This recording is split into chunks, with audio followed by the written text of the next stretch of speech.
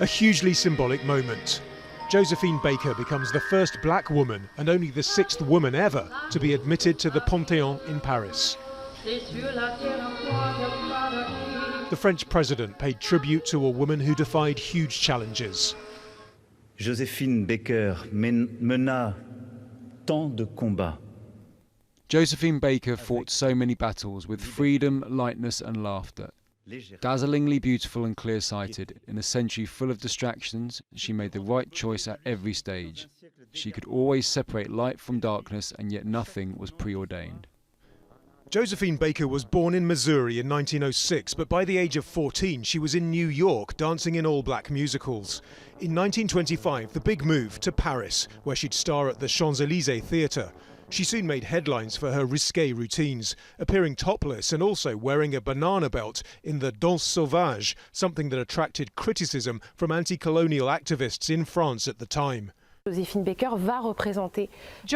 Baker would represent all the fantasies of that era. It was a very colonialist attitude towards her, a very condescending view, but not as racist as what she'd known in the United States. And that's why she tolerated this attitude and played with it. She was part of a whole generation of people who moved to France. They were black, but they were also Americans. So they were in a higher position than the Africans or the West Indians, who also lived by the thousands in France.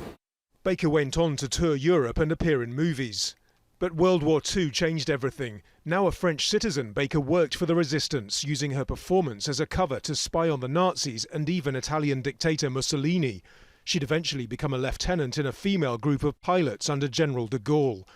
She remained loyal to de Gaulle even during the upheaval of the 1968 protests. After the war, Baker got involved in anti-racist politics. She was the only woman to speak at the 1963 March on Washington, D.C., where Martin Luther King delivered his I Have a Dream speech. But she was also devoted to her family, adopting 12 children and living at a chateau in southwest France. She died in 1975, days after a final show in Paris, celebrating her half-century on the stage. At the request of her family, Josephine Baker's body will remain in Monaco, where she was buried.